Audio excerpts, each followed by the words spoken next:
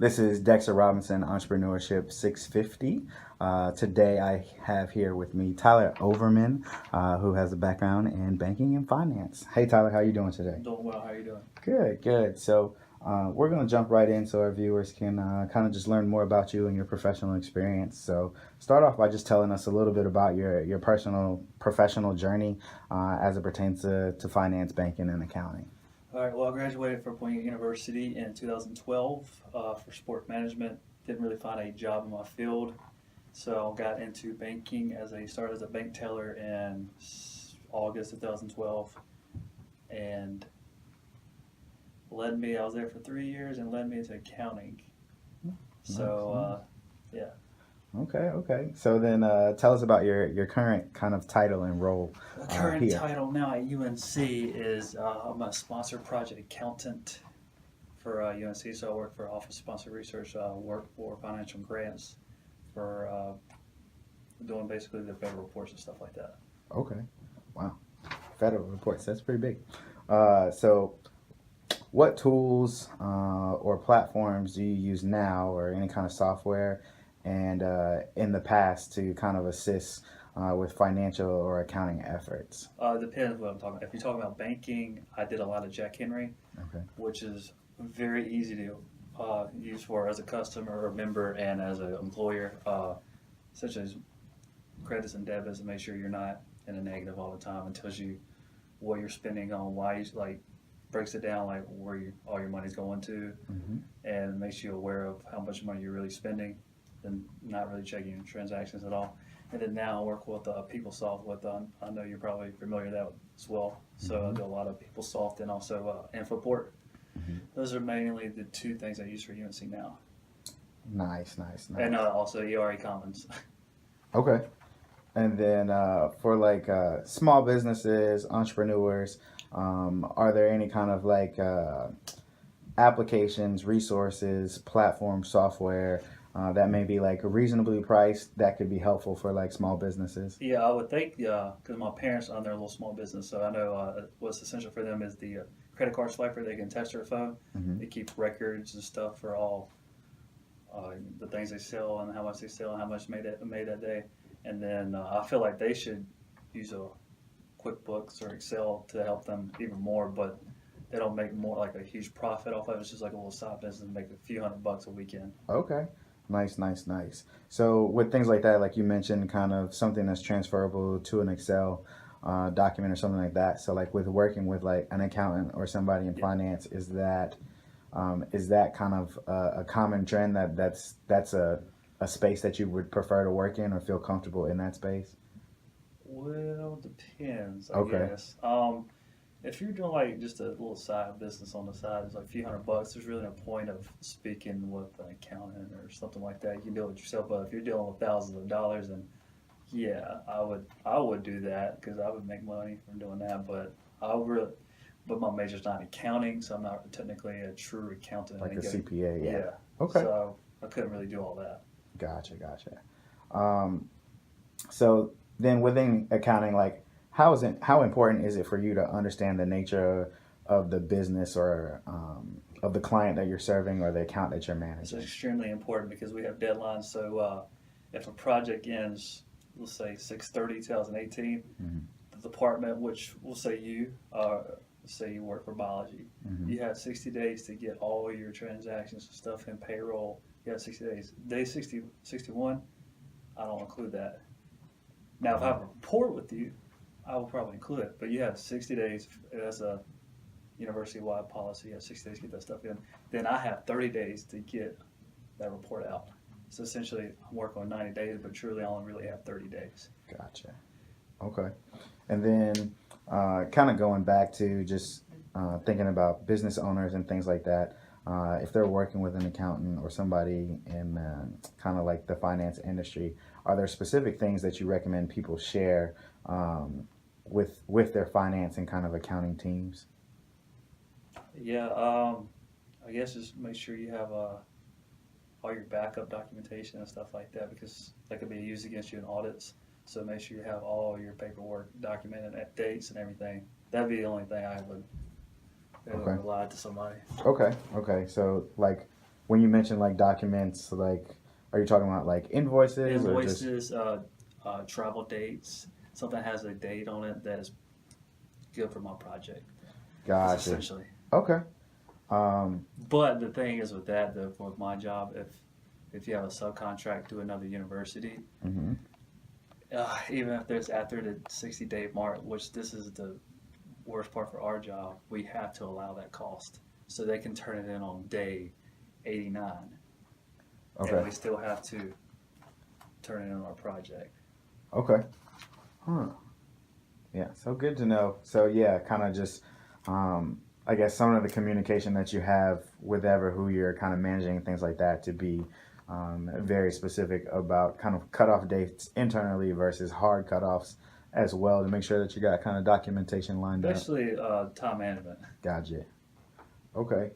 And then a little bit about just like right now we're doing these things called assumptions and making projections and things like that. So in class we're kind of learning like that's a critical component potentially of the life cycle of your business, right? So Right. in your opinion, are there any kind of key elements or red flags that like owners should be mindful of in that process? Well, yeah and no. When I first started at UNC, there we had a thing called a notice of termination thing. So it's called NO2R. Mm-hmm. So they can add projections on there, but they essentially we would add them on our report, but they would never follow through. So we got rid of that. So now if they do projections and stuff, we make sure we hold on to that email and make sure they put that into the transaction. So make that projection a true expense. Oh, So we don't really okay. deal with projections much anymore as we used to. Gotcha. Um, So then, I guess as it relates to kind of like business owners and things like that, and we kind of talked a little bit offline just about projections. Like, are there kind of tips or things that you may recommend for entrepreneurs? So I know we talked, um, for example, something like if doing a projection, kind of a high end, a low end, and then something that's likely to happen. Like, um, is that helpful? Um, have you seen people do things like that before or anything like that? Well, you always want to over project the actual cost because if you over project and then we bill out the less money, it's easier to refund money instead of doing it the opposite way. So if we under project and have to pay more, it causes more of a headache for well, a sponsor project accountant itself because you have to do a lot more Gotcha. paperwork and all that. Nice. So yeah, I mean that can even relate to us in the Yeah. sense that if you're under projector, you're right on target. And if you're right on target, great. But if you under project, essentially you're in the hole. Yeah. So yeah, that makes sense. Based on your experience, what are kind of some of the most common problems that you've seen with the accounts that you've managed? Uh, so much. Do you have how much time do you got? I've noticed a lot that the department is not really on top of things, so they're overspent a lot, and they don't know. They don't check their accounts regularly. The only reason they know they're overspent is because OSR tells them. They don't know how to really. I don't want to like downgrade the departments, but I don't think they're trained very well. So we're essentially having to tell them what to do, why to do it, and how to do it. Gotcha. Yeah. So if they, but they're getting better with backup documentation, which is huge for us. So that's what essentially that's what we need to succeed in our job is a lot of backup documentation. Okay.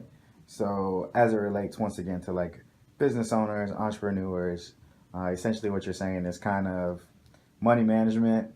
So it sounds like, a lot of people potentially may not know what they're spending, how they're spending. Right. It's almost like they're spending like it's a personal account versus account that has to be a little bit more precise and specific about what it is that they're doing and then record keeping within Right.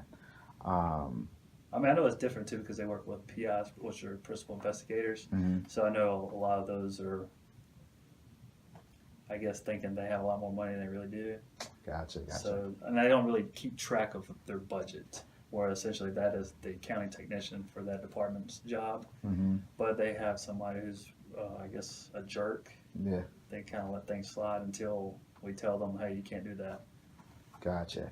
So if you had to condense that, like, so let's say it's a business and it's got 5 employees, right? Yeah. So, you wouldn't necessarily have kind of all of those types of people to be able to Right. kind of manage you. So if you're thinking on a smaller scale, what are some of the most important things, I guess, from a money management standpoint that people should use to build a strategy, right? So like, for example, I'm by myself. I told you I've got a trucking company, Yeah. right? So like, I'm essentially all the people that you just named. Yeah. So for me, when I go look at my budget or kind of maintaining my budget, like, what's the top 2 things you're gonna say? Hey, Dex, you got to do at least these 2 things, or you're not gonna make it. Well, figure out your budget. That's Okay. one, and then how much I guess your expenses to revenue. So Okay. you want to make sure, obviously, you want to make the most revenue you can, but you don't want your expenses to be more than your revenue. So essentially, just make sure you pay attention to your money. Gotcha. So yeah, cash flow and stuff like that. Yeah. Very good. Very good. Um, And keep your receipts. keep, keep your receipts. I don't do that very well, but I try to use a card that has everything on it, so at least I can kind of pull my bank statements, right? So what I do is for my personal thing, I keep the receipts. I got a bunch of receipts in my pocket, and I write the date of the transaction and at the end of the month or the pay period. So we get paid bi-weekly for me. Mm-hmm. So I know how much money I'm spending per pay period. So I actually stapled that with my pay stub, so I know how much money I actually saved versus Wow. my expenses. Wow. It's a revenue. Now, was that a template that you built for yourself, or you just been doing this forever? That you I just... did a template because I was like, why am I not saving money? Nice. I was like, I keep eating my savings account. I don't know why. Then I figure out I'm eating a lot of fast. Like I eat out a lot and Yeah. cut that down a lot, and then buying shoes and useless clothes that I don't need. Gotcha. So then you make a template and you realize you put all your bills for you put like your paycheck amount. It's like let's say $2,000. Right. Then you put every bill you have when it's due, which is I do, and then I always put money in my savings and my vacation savings, and then I have this is the amount I can spend this in the 2 weeks. And essentially, I'm usually hopefully leave left with $600-700 I can just spend on my Okay. own. Nice. I may need to borrow that template, man. So yeah, be some sharing that's done here. Sharon's caring, man. There you go. So are there effective ways that you've kind of reached out and helped some of any kind of clients or accounts that you've managed to help you better do your job? Like what type of things when you reach out to somebody for an account that you're managing, like what are you telling them they may not understand, but by them doing it is gonna help you better do your job? Well, that's the thing. I actually got done talking to somebody all week. They just started at UNC a few weeks ago, so I feel like I can mold him into what I need when he helps me out. So essentially, he asked me why I needed backup documentation because of the transaction. I have the journal entry number. Well, a lot of stuff I don't have access to because I'm not within the department level. And I told him why. I was like, because these dates matter. It doesn't matter what the invoice date itself, but as long as like you can order equipment 6/29, but the budget's 6/30. But if you receive it after 6/30, well, I know that's not really applicable for the account. So having backup and dates and invoices like we've been talking about is really important. And that's a lot of good advice I've been getting from people around here. Nice. And then just to kind of follow up and kind of end the conversation with a few other questions. These are a little bit more broad and kind of less specific. But who are some of like your mentors or people that you aspire to be like, or just folks that are doing good work kind of like in your field? Well, banking, Scott Mendenhall, he took me under his wing. He was my manager. He hired me on the spot when I interviewed, essentially. So he helped me out for a good year and a half until I left him and came to UNC. And now I actually have, let's say, 2 people. Lisa Huffenagel, she's essentially what I do, Mm-hmm. but she is super brilliant. The only reason I do my job is because of her. Okay. And she knows everything about Excel, so she makes my job a lot easier. And then Jennifer Gwaltney, who's the executive director, director of finance now. She just got a promotion, so she's pretty good too. And she's also married to Clint Gwaltney, who's the AD of basketball. Oh, okay. All right. Yeah. Oh. But Duke. Hey, you'll be all right. You'll be all right, man. It'll change one day. So the next piece is kind of what resources do you use to kind of stay up to date with just kind of tips, techniques, trends? Like, are there certain? It doesn't even necessarily have to be journals, but like, are there websites? Are there Twitter profiles that you follow? Like, how do you kind of? No, I don't. The only thing is that it's the training profile on Connect Carolina Okay, that we have, and OSR has their website as well. yeah, We have training stuff other than that. We have 2-3 trainings a month here, okay, so we have to be up on everything, up to date on stuff. gotcha. So just a lot of like our regular university kind of professional development stuff. Well, the federal government guidelines too, so we have to know that, Okay, like the 60 and 90 day policies. gotcha. Okay, sounds like quite a bit. If you're saying every couple weeks, essentially, you gotta do some trainings. Yeah, 2 alright. hours, 3 hours a day. Okay, wow. Yeah, that's quite frequent. Yeah. So if there was a tip or two that you could kind of share with like startups and entrepreneurs, what would it be? I know we probably can guess based off of what you've been saying so far, but is there anything else that you could think of? Yeah. If you didn't take an accounting class in college, take one. If you did take one, you should have paid attention. I took one and I did not pay attention, and then here I am doing accounting. But it's not, you don't, what I did pay attention, I didn't learn nothing like I do now. So I feel like you learn more in the real world than you ever do in a classroom. Gotcha. All right, all right. And then But credits over debits, remember that. credits over debits. It's definitely a takeaway. Yeah. And then an important takeaway at that, though. Yeah, you're right. Are there ways our viewers can either contact you or learn more about your professional journey? So, like, you have a LinkedIn, do you have a professional Twitter, or can somebody email you, or how would you like for us to be able to communicate with you if that's possible? Well, I don't do social media much, as you know, but I do have them. I do not tweet much, but I do have a Twitter, which is my name, Tyler Overman. Instagram is the same thing. Snapchat's the same thing. Facebook's the same thing. LinkedIn's the same thing. Okay. And then my personal email is just add an M dot and then my name at Gmail. Okay. But I'm pretty easy to find if you need me. Nice, nice, nice. So for everybody that's watching, basically it's Tyler Overman across all platforms. Yeah. The only guy with And then- red hair. Yep. And then it sounds like your email is Tyler M. Overman. M dot Tyler Overman. M. Yeah. Tyler Overman. First name is a secret. First name. I didn't even know you had an Yep. M as your first name. And then kind of what's the back end of that? Are you at email.unc? Oh, okay. So at Gmail. Yep. Okay. Or Awesome. my UNC one's overmantl at email.unc.edu. All right, so it sounds like you don't check that one. So we're gonna stay with Gmail. We're gonna say M. Tyler Overman. Tyler Overman Yep. at gmail.com. Perfect. Well, we thank you for your time today, man. Yeah, man.